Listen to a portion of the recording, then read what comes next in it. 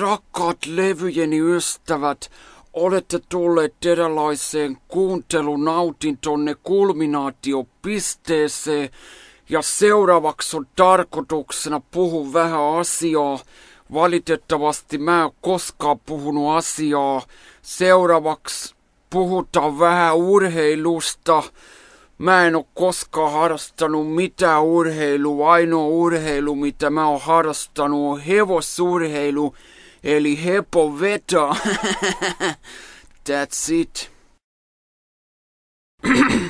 Eli vaikka tässä nyt ollaankin jo syksyn kynnyksellä, niin sen verran voitaisiin vielä puhua kiekosta. Eli syy, minkä takia Suomen joukkue ei viime MM-turnauksessa selviytynyt loppuotteluun, on meidän aivan mielettömän keino valmennusjohto. Ja toinen seikka, jonka mä nostaisin esille, on se, että meidän joukkueet puuttuu oikeastaan koko turnauksen ajan tämmöinen niin sanottu moment of glory, eli hetki, jolloin pannaan se kiekko sinne häkkiin. Mutta se, mikä oli toisaalta äärimmäisen hieno asia, on se, että meidän joukkue pelasi koko ajan kurialaisesti omaa peliä, eli jääkiekkoa, ja kukaan ei lähtenyt kesken turnauksen pelaamaan esimerkiksi jalkapalloa, ja se on aivan fantastisen hieno asia. Ja tervetuloa Formula 1:sten jälkilähetyksiin. Seuraavaksi meillä on puheenvuorossa Formula 1:sten maailmanmestari Kimi Räikkönen. En mä tiedä, kyllä tässä ihan ok. Kuukauden ryypännyt putkeen, mutta en mä tiedä, vedetään kisakotiin ja sen jälkeen lähdetään riohuun ja sitten raavitaan päätä ja en mä tiedä, kyllä se varmaan ihan... Termos, se on Jope vanha vitsipötsi, terve. Jopehan on ollut hirveän hauska ja assu. Lihava ja paksu. Tää menee ihan mauttomaksi tää touhu, joo. Nyt ei lähde Jope, joo, paappoikki, joo.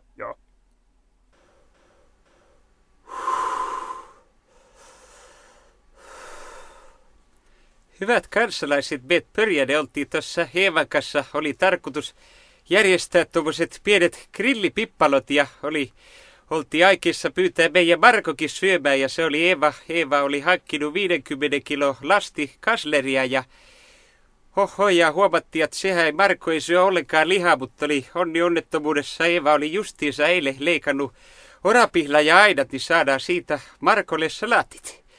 Valitettavasti.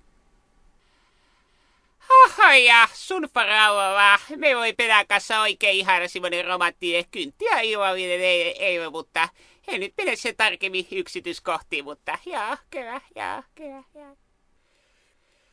Hei, parallaan vaan kaikille. Torhamoro on tässä terve.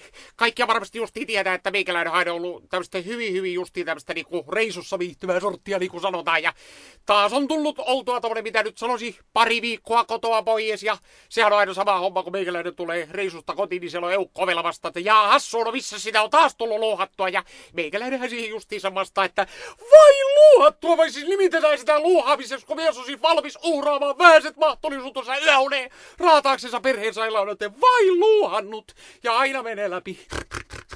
Kyllä.